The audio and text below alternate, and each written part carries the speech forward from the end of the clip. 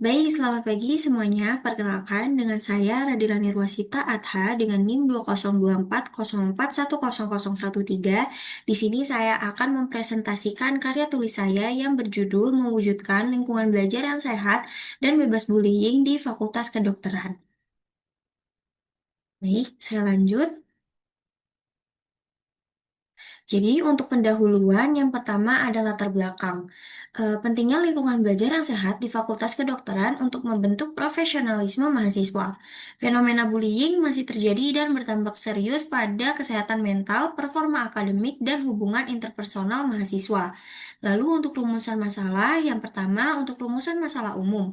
Bagaimana mewujudkan lingkungan belajar yang sehat dan bebas bullying di Fakultas Kedokteran. Lalu yang kedua ada rumusan masalah khusus yang terdiri dari yang pertama ada apa saja bentuk bullying yang terjadi di lingkungan Fakultas Kedokteran. Lalu yang kedua, apa dampak bullying terhadap mahasiswa di Fakultas Kedokteran. Lalu yang ketiga, faktor-faktor apa yang mempengaruhi terjadinya bullying di lingkungan kampus kedokteran. Lalu yang keempat, strategi apa yang dapat diterapkan untuk menciptakan lingkungan belajar yang sehat dan bebas bullying. Selanjutnya, untuk tujuan penelitian yaitu untuk mengidentifikasi dan menjelaskan upaya, bentuk, dampak, faktor, dan strategi terkait bullying di Fakultas Kedokteran. Lalu, untuk manfaat penelitian yaitu kontribusi pada ilmu pendidikan, dasar pengembangan kebijakan, rekomendasi praktis, dan acuan penelitian lanjutan. Selanjutnya ada konsep bullying dalam pendidikan kedokteran. Yang pertama untuk pengertian bullying, yaitu perilaku agresif, disengaja, berulang oleh individu atau kelompok berkuasa terhadap yang lebih lemah, bertujuan untuk menyakiti fisik, emosional, dan psikologis. Seringkali terwujud dalam hierarki kaku, yaitu senior junior dan pengajar dan mahasiswa. Lalu untuk hidden kurikulum, bullying kerap dianggap bagian dari proses pendidikan normal untuk melatih ketahanan.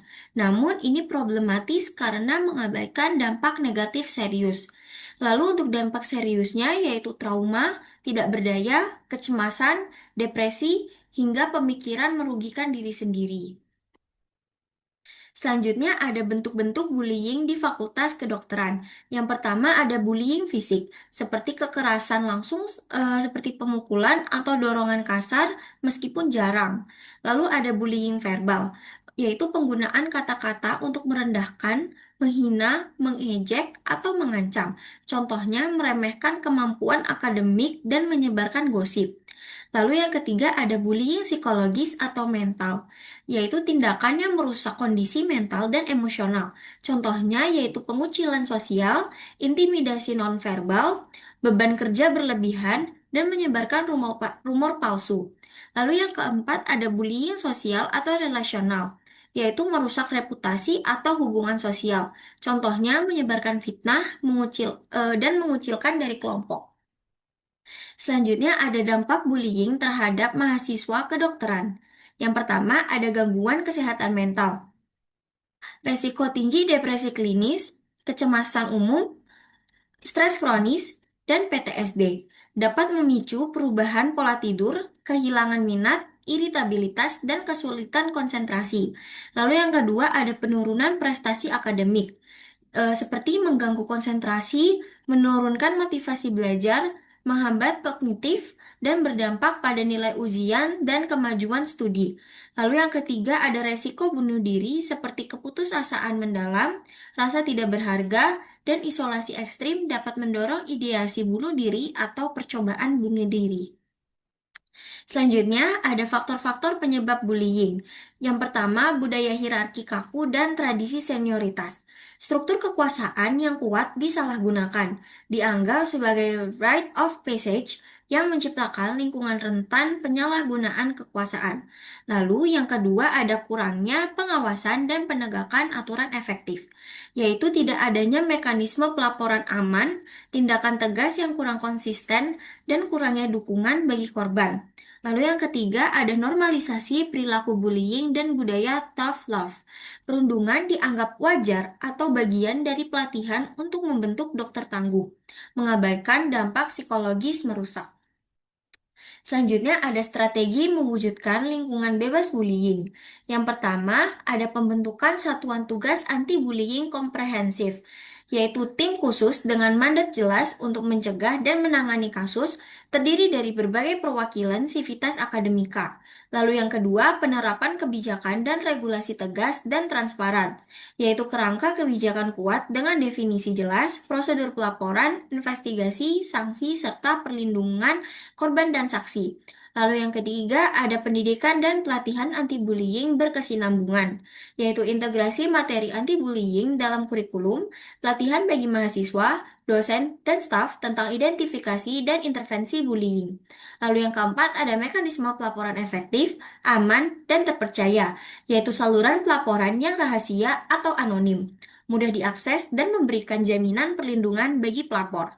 Lalu, untuk strategi mewujudkan lingkungan bebas bullying dengan pemanfaatan teknologi dan intervensi digital terdiri dari yang pertama, sistem pelaporan anonim berbasis digital, yaitu aplikasi atau platform daring untuk pelaporan insiden bullying secara anonim, mengurangi ketakutan akan stigma dan pembalasan.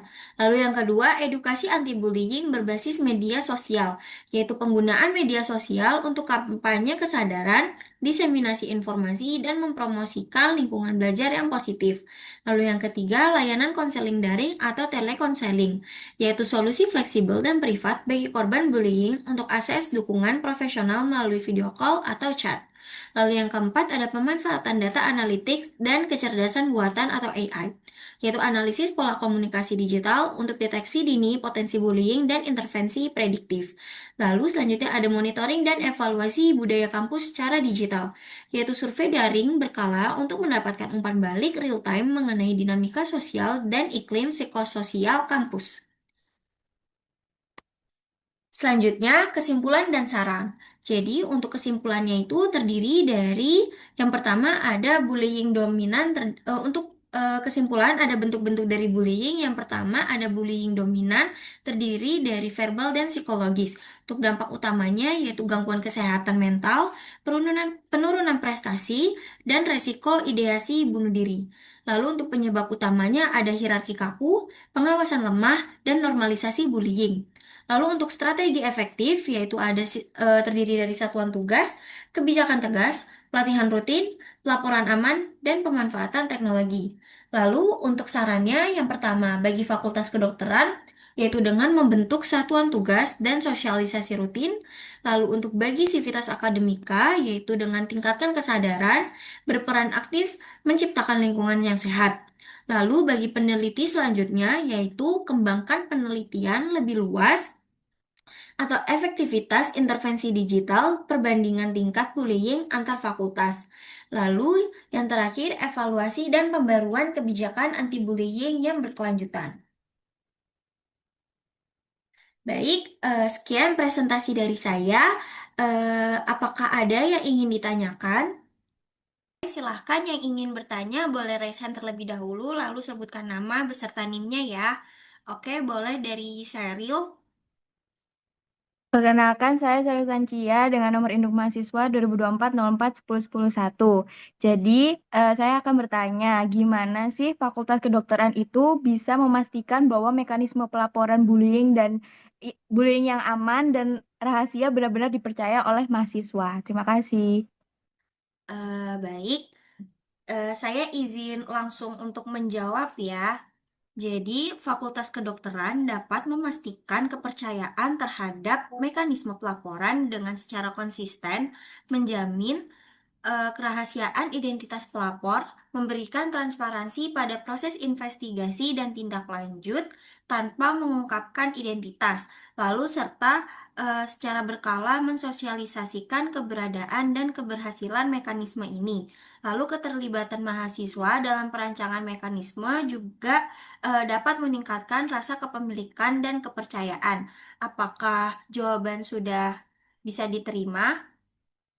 Sudah bisa, terima kasih. Baik, terima kasih. Baik, untuk pertanyaan selanjutnya boleh Kartika Arum. Izin memperkenalkan diri, nama Kartika Arum Rizky Sano, NIM 2024-04110. Izin bertanya, menurutmu selain Fakultas Kedokteran ini, pihak mana lagi yang berperan penting dalam mendukung terwujudnya lingkungan belajar bebas bullying di pendidikan kedokteran secara lebih luas. Baik, saya izin untuk menjawab. Jadi, selain Fakultas Kedokteran itu sendiri, pihak lain yang berperan penting termasuk Kementerian Kesehatan Republik Indonesia yang telah mengeluarkan instruksi terkait pencegahan dan penanganan bullying di rumah sakit pendidikan, serta organisasi profesi medis dan asosiasi mahasiswa kedokteran yang dapat mendukung kampanye kesadaran dan etika profesional. Apakah pertanyaan sudah terjawab? Sudah, sudah. Baik, terima kasih untuk pertanyaan-pertanyaannya.